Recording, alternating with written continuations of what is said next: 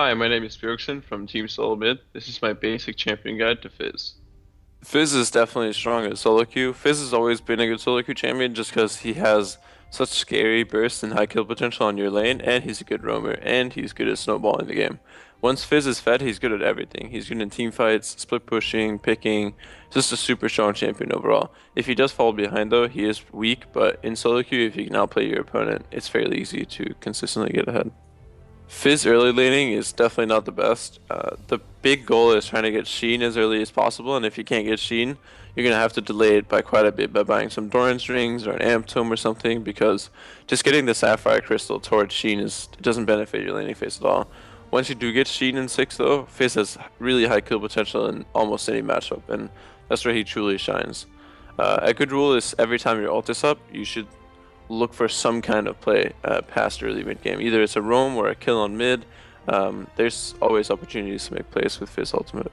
Fizz team fights are almost always about dispersing that one target, whether it's a bruiser or a carry. You just need to find a target you can kill and still be able to live and get out afterwards. Because Fizz is a champion that's really good at bursting, but he is also really good in long fights because his cooldowns are so low and he can constantly proc glitch main and just go off in a team fight. So I usually aim to either kill one of the squishy bruisers or one of the carries, and then look to live after using either Zhonya's or just using Playful Trickster to get out.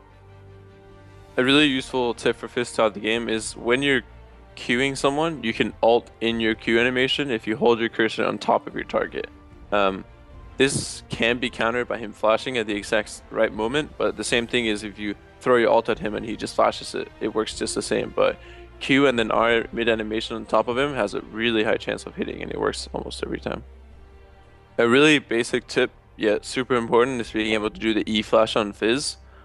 Just Eing, and then as you're dropping down, you flash on a target or whoever you want to kill. It is a really basic combo. It's actually easy to pull off once you have some practice on it in a custom game or in an actual game. But once you get a hang of it, this is going to net you a lot of kills, and is a big reason of why you go flash on Fizz.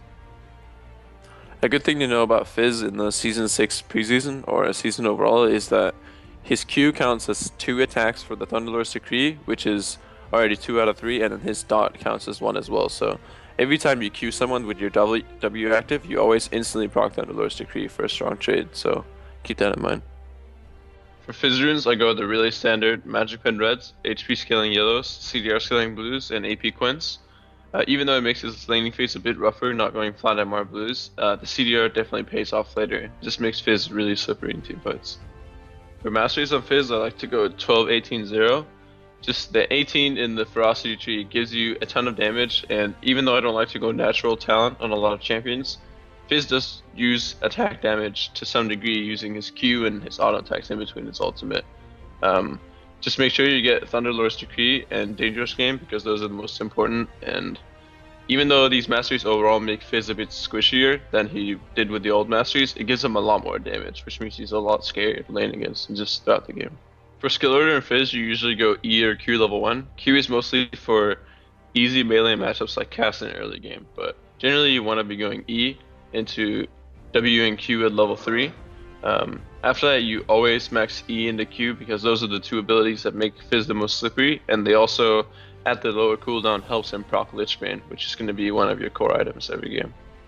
For Fizz item build, I'm always starting with the Corruption Potion now, because even though Corruption Potion is not that much stronger than the Doran's Ring early game, it just provides you with pots throughout the game, and since Fizz is a melee champion, he's going to need a lot of potions, and just always having 3 every time you back is a big help, especially for building other items.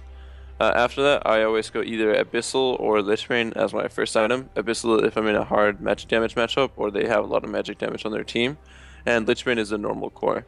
After that, you want to go for the CDR boots of Lucidity, and then look for items like Abyssal, Zhonya's, Deathcap, or Void Staff for damage. Thanks for watching my Fizz guide. Make sure to check out the rest of my guides at logclass.com.